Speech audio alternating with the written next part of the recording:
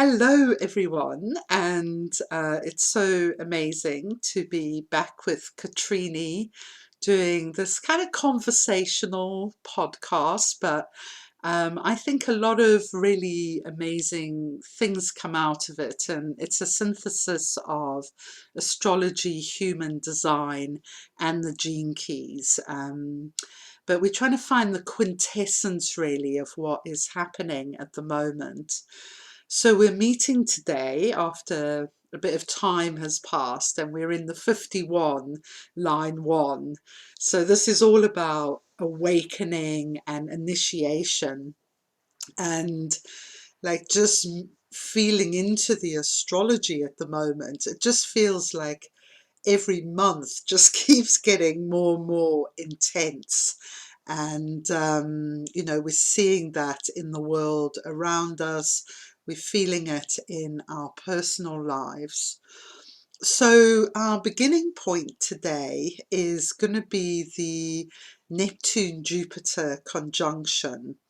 So they reach the same degree on the 8th of April, and which is 23 Pisces, but the exact conjunction is on the 12th of April, and then that's going to run through until the 8th of April, where they're at the same degree moving together.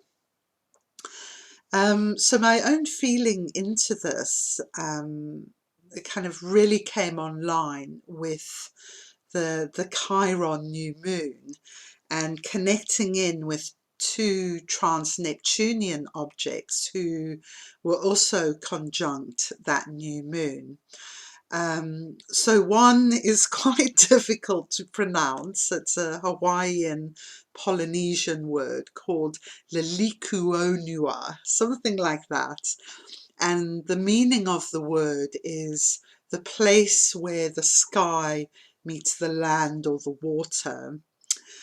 And the other one is Salacia, and she is around self-honouring. She was actually the wife of Neptune, and she really transformed Neptune to from being a bit of a brute, if we look at his behaviour towards Medusa.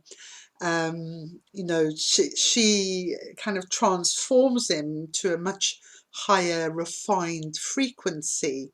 So she's really powerful, and one thing that's said about her is that her hair is the dancing light of the ocean. So both these bodies have this element within them of the horizon, I guess. And I was on a pilgrimage walking to Bardsey Island while I was contemplating them, and just all the different horizons. And then like the one day it was just so grey, the sky was grey, the sea was grey, and there was one tiny little buoy out there, but apart from that it's like you couldn't tell the difference between one or the other. And then this vision came to me of a snowstorm, which they call a whiteout, where basically everything looks the same now, and all the markers are gone. So this is the energy I was feeling, and I was really connecting it with Jupiter and Neptune in Pisces, because this is expansion, and it's also Neptune is a dissolving planet. So we're going to talk quite a bit in this about all the energies that are breaking things down and cracking them open, and but Neptune is this dissolving. So this is a poem I wrote a couple of days ago, that I think for me really summarizes the positive and the negatives of this. So I've called it Purposelessness in a Snowstorm. I have 28 Gene Key twice in my profile, so it comes from that as well. All around the snow is falling, softly, silently, like great white feathers from heaven. each one a jewel resting perfectly on tree branches and dark stones, until the world is so white that the place that defines sky and earth is no more, and I am lost. In awe and alarmed aloneness, I am forced to reach inside myself for courage. There is nothing now to show me the way. All markers are lost in the soft, silent storm. Only some kind of inner orientation, some great sense of mythical adventure will carry me across this mountain home or into the hands of death. So this is what I'm feeling from what's going on is it's a very dangerous situation. I actually feel quite a lot of trepidation about the month ahead, because I feel the energies are going to get even more intense. But then I also feel this massive potential for awakening as well. For me, it's really interesting. The 7 Sacred Seals has just been released, and people in my online group have asked to do it. So I've kind of been looking into it and thinking, wow, you know, because this is about the higher atomic Buddhic causal bodies fusing with the mental, emotional, physical. And it's almost like the barriers to that are normally there are opening and being removed. But people who don't have these tools, and even people who do, you know, it can be really scary, disorientating time.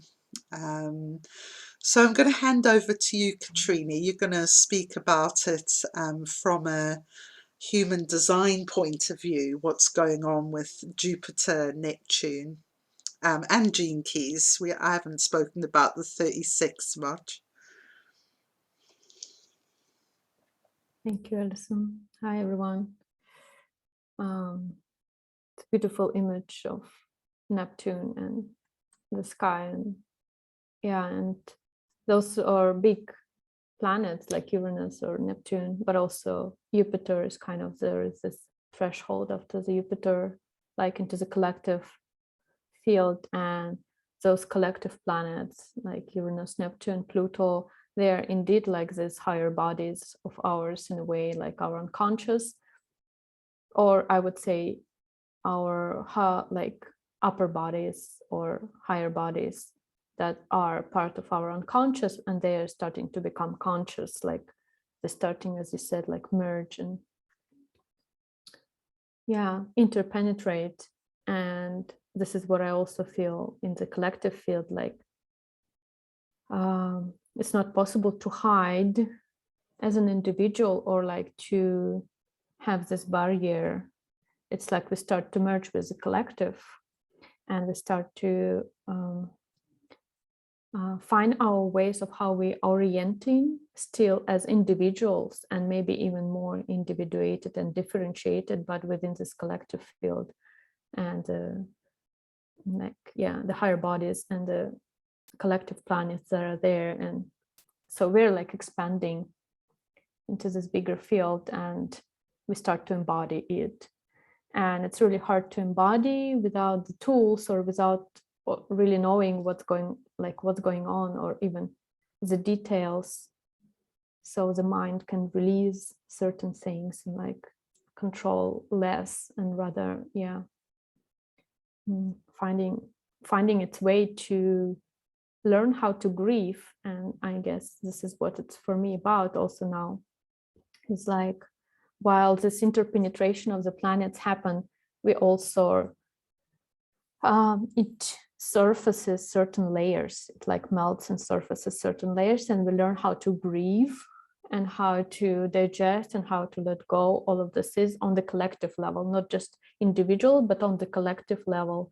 Plus, it's being like we're being initiated and kind of awakened, shocked by certain events that trigger like trigger turbulence, trigger releasing of this layer, so this upper bodies can go deeper, deeper and deeper, and we have to empty out. So there is this kind of conflict, and as any penetration brings, it brings conflict of like surfaces. And yeah, and this has to do with, as you said, the 12th of April. We can see Jupiter and Neptune in the 36.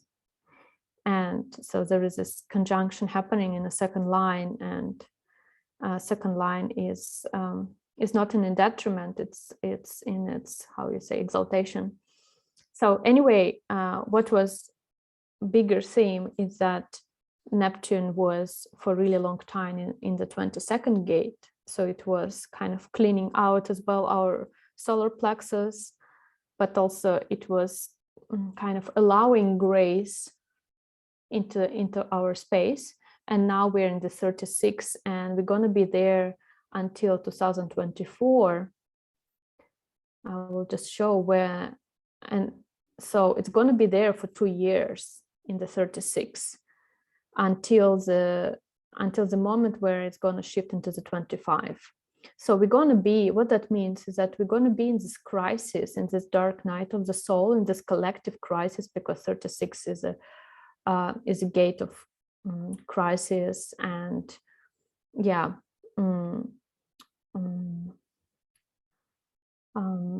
dark night of the soul, but also compassion and humility, which we are starting to kind of handle as a collective. What it means to live through the turbulence, what it means to live through the crisis, to grieve. This is what I mean through grief. Like 36 has a lot to do with this emotional grieving through the turbulence and conflict, through the bottom, like dark bottom, and kind of scratch it and find the gold, and find this gold as compassion and humility, and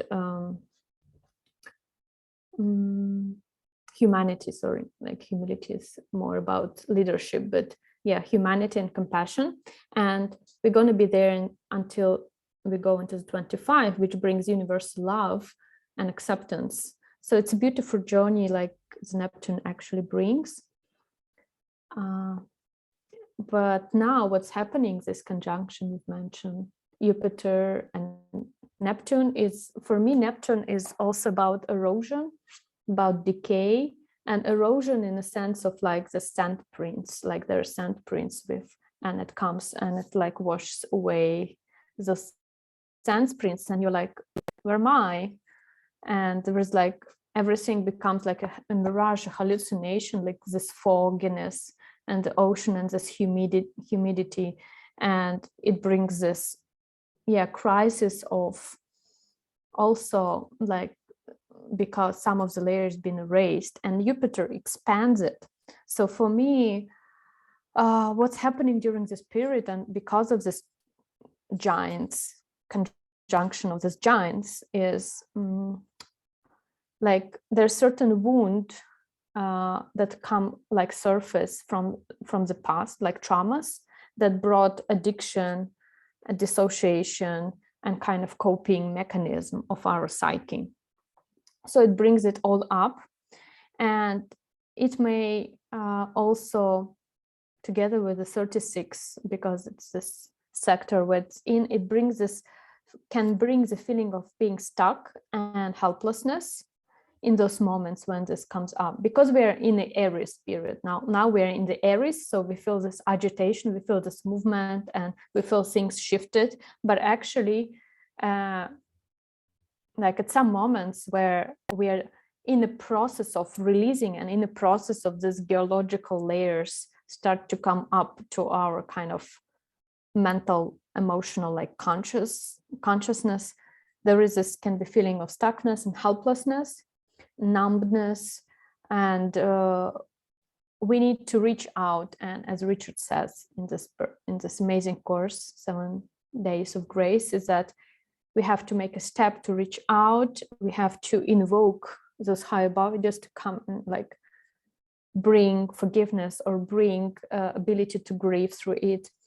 So because we ourselves don't know what to do, like there is this, when helplessness comes, it's like we have no tools, and the only tool is like, okay, I can reach out and I can ask the grace, or I can ask my higher bodies to help me out from this. And the priority here is to look at these patterns that come up.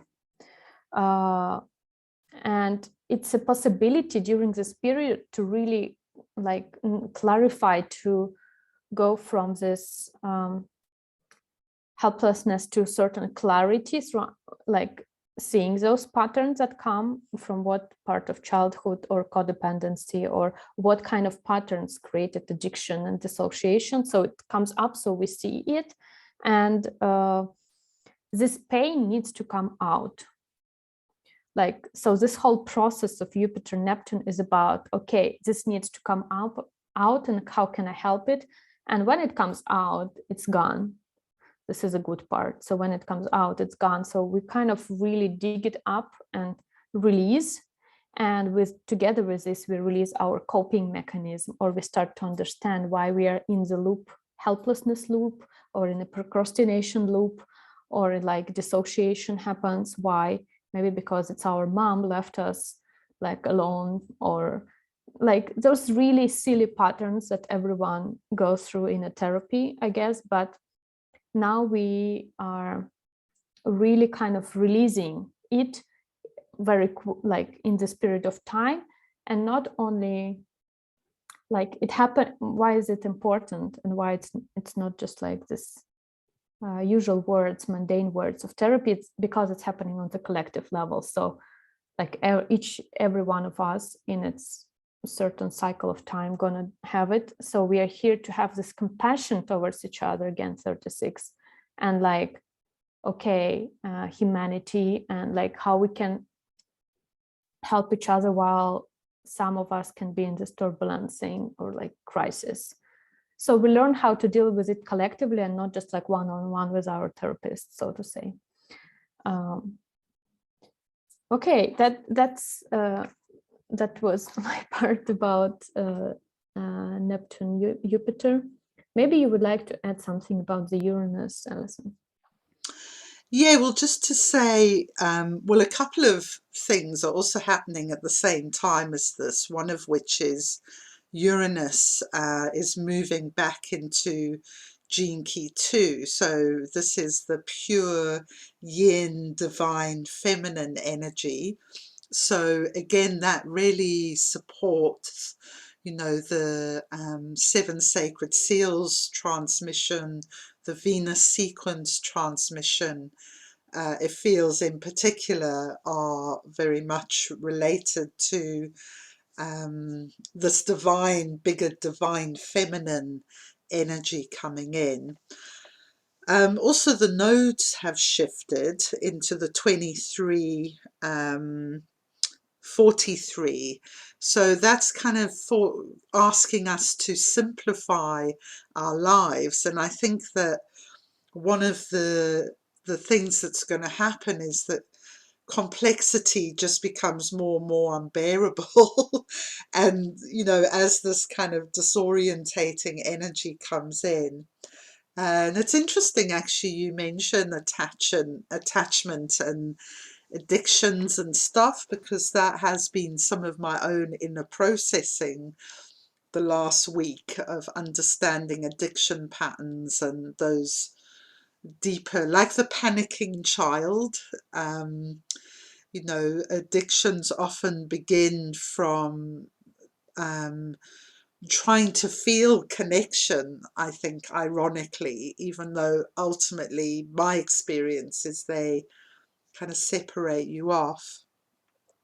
So yeah, and so there's two other, with Uranus, bouncing back to Uranus in the 2, we have Deucalion, who is a Noah type of archetype. So that's the one that got me a bit in trepidation. I was like, oh my goodness, you know, things literally being kind of swept away, the old. But we have Hekate there, and I think we're going to need her actually. So Hekate stands at the crossroads in the underworld, and she's like a guide. So yeah, so in this underworld time, feels like she's one that we can potentially call on for guidance. So let's move on to the 49, I think, Katreni, because we wanted to talk about also Mars and Saturn in the 49, and what the implications of this are, another pressure source, if you like, around what is happening at the moment. So I'll hand back to you. Thank you, Alison. Yeah, they're still in conjunction, and they're important because they happen during the new moon. So there is this kind of imprint, and the new moon is in Aries, and we've been in this Piscean, emotional, turbulent times, and then there was this spring, as you know, the spring equinox during the 25, and then there was this okay, we're going from Piscean to Aries, and Aries came, and during the 17 and 21, so it's like a bold Aries energy, and the new moon is in Aries, and Aries is, I mean, is Martian archetype, like Mars and Aries are, yeah, how to say? You tell me how to best say about the Mars and Aries. It's like they belong to each other. Yeah, okay. And so that's why we are looking at conjunction. So Mars in the 49, and it conjuncts Saturn in the 49 gate, and the 49 is about reaction, revolution, and liberation, or rebirth, sorry. Reaction, emotional reaction, this butcher kind of reaction, like the most reactive gate is the 49, it's emotional, and it's kind of very strong because it waits, and then it bursts. So there's this reaction, and the gift is revolution. So it's about using this energy in a different way that leads to rebirth. So, and those gates are powerful because it's a histidine, and this is where emission happens in our solar plexus. So it influences the 55 and the 59 gate, which we will talk a bit later. But I want to talk about this pattern of the 49 of Mars and Saturn, because that's a very different energy. Saturn is very like this constrictive, and Martian is like very like teenage, like hot energy, very mutative in itself. So it kind of brings this fire into the 49, which is already firing, and then there is a Saturn that's like, that's not how it's gonna be, like, and so there is this certain, again, how to say, certain fight, and but actually we can use it like this new moon energy until actually the solar eclipse, which will happen on the 30th of April. So this imprint of Aries energy, Mars Saturn thing, it tells us something, the story along the story of Neptune Jupiter, like there is this story that also working with our solar plexus, because 36 and 49 both in the solar plexus. So what's happening is that we look at the patterns of our attachments again, which are caused by this addiction and coping mechanisms that were there, stored in our solar plexus as certain experiences, which are disempowering, and we're repeating this disempowering experience towards ourselves.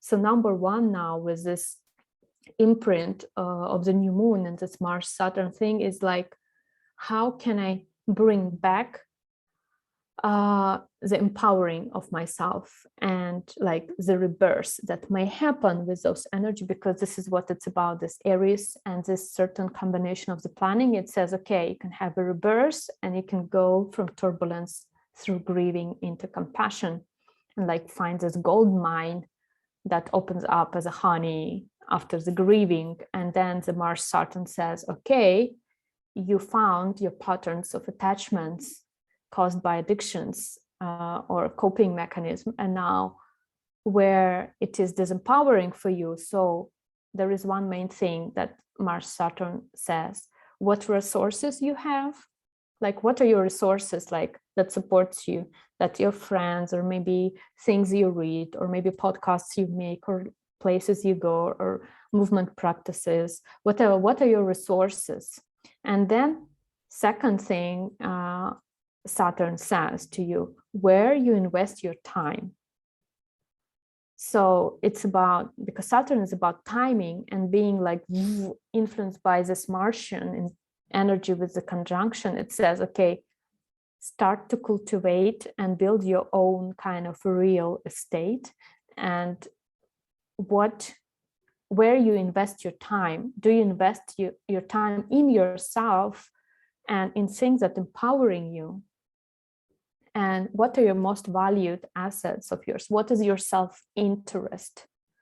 So Neptune and also Uranus, those patterns of betrayal. I will talk about betrayal because it's connected to the nodes now. But yeah, betrayal that led to addiction. Does the fear still controls you? So after finding this out and grieving it out, we start to look what is our resources, how we can invest more time in ourselves, so we can connect with the self-leadership, self-empowerment through correct application of time towards like building this Aries, because Aries is about self-empowerment. Aries is like about my ego kind of self-interest. And like, how do you spend your day? Do you spend your day wasting your time? Where you find your support, where you can find your support, how you can stop wasting your time on the job you don't like to work, on people who like enslave you, or processes that enslave you, how you can take back those energies. But those are possible to do only after you see your addiction and coping mechanism created by trauma. And this is the whole energy that, okay, if something pops up, you have to know that it's being released. And after you release, Mars and Saturn says, okay, now invest your time. And because the more value you have towards yourself, the more value it is for others as well. So it's a win-win situation that's happening now, and it's very strong, but it's it's like recreating our time, recreating where we waste our time because of addiction and coping and traumas, and how we can start investing our time in ourselves and our interests and what's empowering. So this is the Aries period, and also we are in this energy of the thunder, and it's about initiative. But initiative is not just like this agitation. Initiative leads us to awakening. So the higher purpose of any initiative is awakening, is not some kind of ego-driven or kind of and like material thing. It's about awakening towards a material path, spiritual path, mystical path. It's now all become one. But initiative is about awakening. So what initiative you can take to kind of find out yourself within this higher frequency, rather than agitation, but into this awakening thing, awakening stream. And the one thing that adds to the fire, which you actually, Alison, mentioned about the 2343, where our nodes are forming a channel of structuring. So everyone now is very mental, and like everyone says, I know everything. The thing is that like what's really there is a 43, which is a seal, seventh sacred seal, which heals the fourth line of betrayal. So there is like patterns of betrayal are activated, like things we've been betrayed also in the childhood that led to addictions, or betrayal in relationships. And like the fourth seal is very actual, and I felt it right away when the notes shifted. and it adds up to this picture, but also it invites the fourth seal and the stream of the fourth seal that catalyzing this energy that we are the epiphany. This collective is not I. It's like there is this insight that might happen, epiphany that might happen during this time, and this transit of the 43 is like epiphany into this rainbow body, into this iridescence, into the sparkling. We are the epiphany and healing of betrayal into gentleness. Yeah. And yeah, so I've been listening to the fourth seal, and it was very helpful. And actually, Richard mentioned the mudra, right, of the four. The mudra of epiphany is this. Yeah. That is actually one of my favorite mudras. Yeah, it's very powerful. Yeah. This might be a good time to talk about Regulus while we were on the seven seals. That shift in Regulus. You've gone back to this one now, but yeah, it just reminded me when we were looking at the seven seals. Yeah, it's. I want to highlight that, like, this 4323 is in this individual as well. Okay. Circuitry of the Uranus, and it's Uranus in the second. It was some time ago, and then it went retrograde, I guess, or now it came back to it. But it's about revolution in our direction, and because Hekate there, and there is this in between state, it's kind of, and second is about being receptive, and it's about like rebirth of our receptivity, rebirth of our orientation in this coming reality. This is what Uranus brings. It kind of initiates us into a new direction, into starting to orient within, like, as a body and as a receptive. Regulus. Wow. Can I just pop in and say something there? Because that's like the feeling I got in my poem, is that the only way to go will be towards the inner orientation, because all the kind of outward markers that we've been used to navigating by are going to be in turbulence, breaking down, breaking open. And so this is a key thing, is that tuning into like your inner orientation. And I really like what you said about Hekate there, and I'm just like, wow, she's so perfect for the job. So yeah, let's talk about wonderful Regulus. Yeah. And then maybe you talk about the Pluto being in the 60, because it's all this individual stream. But yeah, I mean, Regulus is a star, and I guess it's a whole podcast which we'll never make, because we are kind of talking for our inspiration. But Regulus is something super important in regards 2027, where we are moving, because it's going to be the dominant star in the solar plexus center. And regarding the seal, those who are familiar with the seal, I mean, Regulus, it's a whole special kind of dimension. It's connected to the 25th, but it's about this healing shame and going from constriction into the universal love, in regard to this Raphael energy, and Regulus as a star in consciousness that kind of is here to heal the wound of shame. And it's actual as well. But what I wanted to say about Regulus, it's that it's been during the cross of planning, where we're still now from 1615, this 400 years until 2027 shift, is that it's been in the 29th gate, and 29 is So it's this information is like, there are certain things about the stars in the human design transmission, and it's called the 66 sides. It's about understanding your stars, and as well, stars are important because they're connecting to our lunar nodes, to our design nodes. So there is this, each and every one of us has a certain connection with a certain stars, and some stars are bigger, and some stars like playing big roles in this transformation process, even bigger than the planets.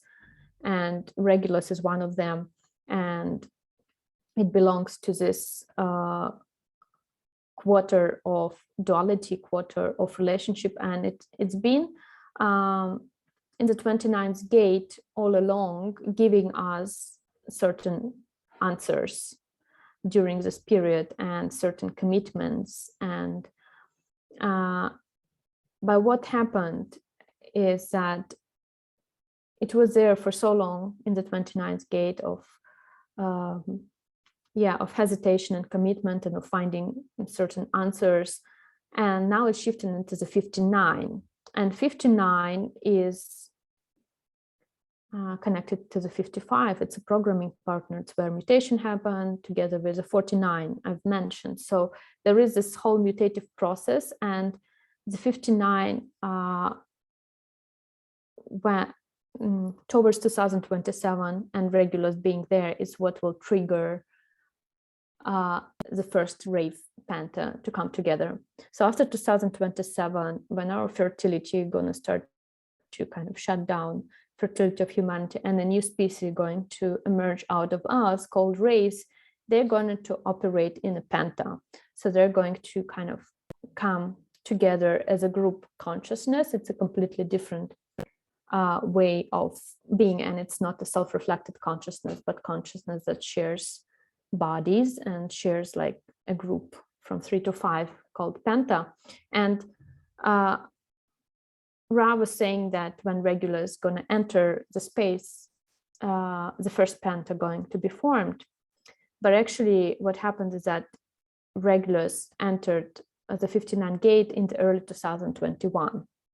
So, and during the transit of the 55th Gene Key, the war happened between Russia, Ukraine, and 55-59 is a programming partner. And this particular war is kind of triggering the whole, I mean, it made it palpable, the whole new times emerging, and like the falling of the decoration, and triggering this whole grieving process, but also shattering of the system, and like emerging of like a new era, basically.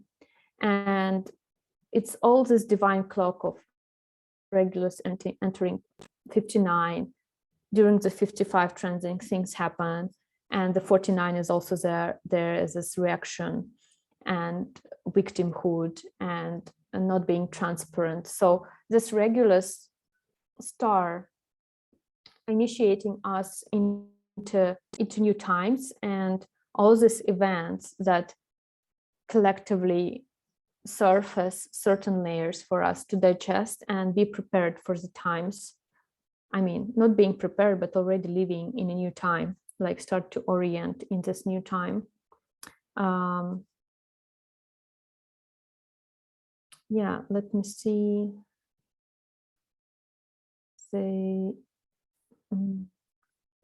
I'm just noticing that Fomalhaut is in 55, line 5, and I love that star. It's called the mouth of the great southern whale, and the waters of Aquarius pour down from the heavens, and they land in the mouth of this great whale, and then they flow through the river of life to earth. And so I've always like loved that imagery, you know, of how important, I guess, whale consciousness is on our planet as well at this time.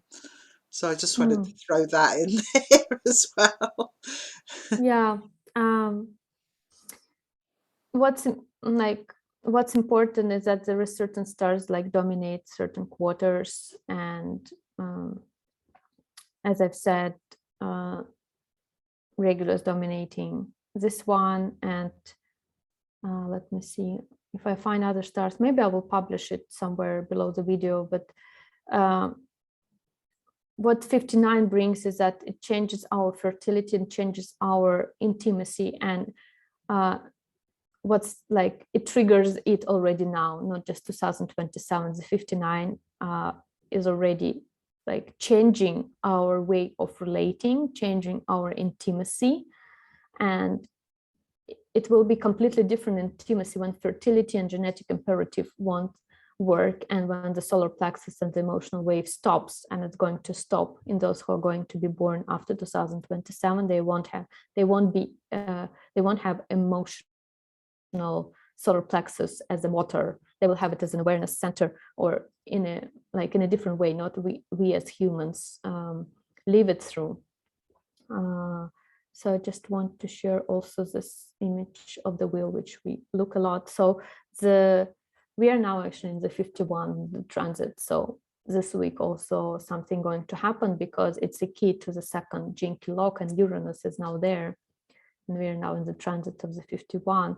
So 55 and 59 is those new keys that lock in our temple and the way. And 59 changes the whole thing about dishonesty and intimacy and transparency in the way we commune. And also it will influence the fertility, and when fertility collapse and genetic imperative kind of won't work same way, what is our way of communing with each other? So it's like the whole sexual intimate thing is mutating. And yeah, I don't know if that's what I wanted to sound out about Regulus, but I wanted to the cross of planning era is finishing, and 59 and Regulus there triggers the 55. The 55 triggers certain events, and we are now in the 49 as well. This kind of reverse thing happening. Yeah.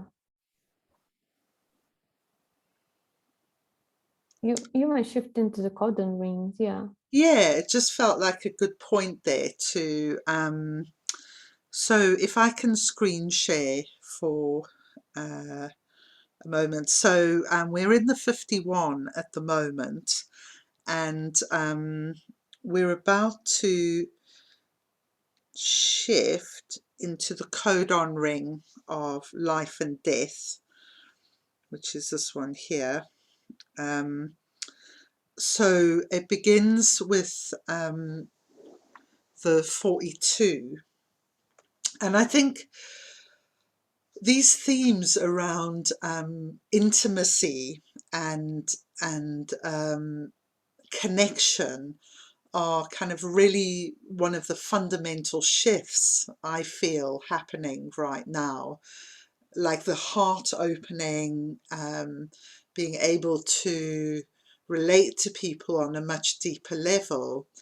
And it's kind of wonderful, because for me a lot of this is happening with people on Zoom, so it's on the other side of the world, you know, in America or wherever. And so it's not even about being in the same place physically, but we seem to be transcending this limited way of connecting and relating that we've had historically, and we're entering something new. So I think this codon ring of life and death is going to be quite an amazing period as well. So we have, like, I'm imagining like detachment with heart opening, so we're not kind of drawn in and hooked into kind of the dramas of life, but we're able to be with people. And it also goes through the 3, which is the inner child, the innocence, and the 24, which is around addictions and the silence, creating new patterns in our brain, so we stop just doing the same thing over and over again, with no value, which is kind of a good way to look at addiction. You've got the 27, which is selflessness, the 23, which is simplicity. And then we finish this codon ring with the 20, which is presence. And this, for me, the presence feels like the healing elixir of enormous proportions.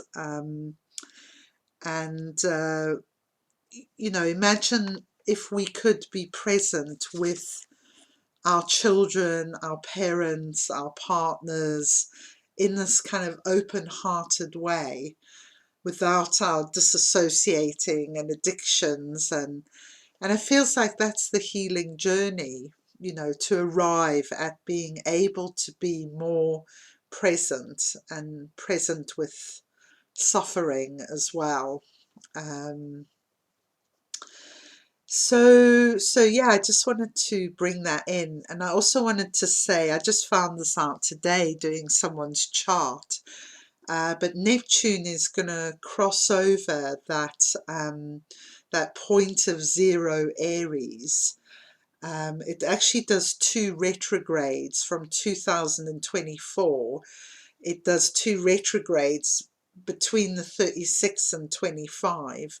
So it's going to be actually in that very spot until 2026. So it feels like that place, that 36-25 place, is going to be really, activated. Who will we be by the time we hit 2026 in this energy? It's like quite hard to comprehend, isn't it? Anyway, I'm noticing we're kind of coming up to the end, so I'm going to have that as my final words. And thank you everyone for listening, and thank you for Katreni for connecting, and it's been really great. So I'll hand over to you for closing words. Yeah, I've trying to just make clear about the star thing, and stars producing neutrinos, and the sun is number one, our programming field, because it produces neutrinos and it's the closest to us. But we have these 4 stars, which, as I've said, they kind of playing important roles in the 4 quarters of our wheel, which are kind of as the seasons, so to say. And we're now in the quarter of initiation, and the quarter of initiation is guided by Aldebaran, and Fomalhaut is about mutation, and Regulus is about civilization, and Antares is primary about like duality. I mean, Regulus and Antares, but anyways, those are like 4 horsemen of apocalypses. So they're like, when they get activated or when they shift gates, the whole thing shifts, because they're feeding kind of this neutrino stream into the major program. And what's important is that for hundreds of years, Regulus was in the 29s, and now it's shifted. And when it shifts, it's like the horse starts to move. And this horse, as I've said, it, through the programming partner of the 55, it brought this kind of, old strategic collapsing of the old strategic decoration through the war, which is happening now. So it's like it's been activated through the 59 and the 55, and the whole thing is in the solar plexus, and the whole thing is like moving us towards 2027. And these 4 horses are playing a big role, because they are basically, they're feeding our consciousness, and they're creating this programming field for us. And when something shifts, there are big things happening. And so I guess it's about connecting with our own crystals of consciousness that filter this neutrino field, and it's possible through aligning and inviting our higher bodies and letting go of also this collective transit field by attuning to our individual way of how to be in this new collective reality. Yeah, I guess this is the weather, and we gave you some tips of how to approach it for now and how to see the broader perspective, and that it's not only planets but the stars, and that it's not only this material reality but also the dark matter reality of our design and personality crystals filtering this field. So how do we filter it? Yeah, that's a question for contemplation. Thanks.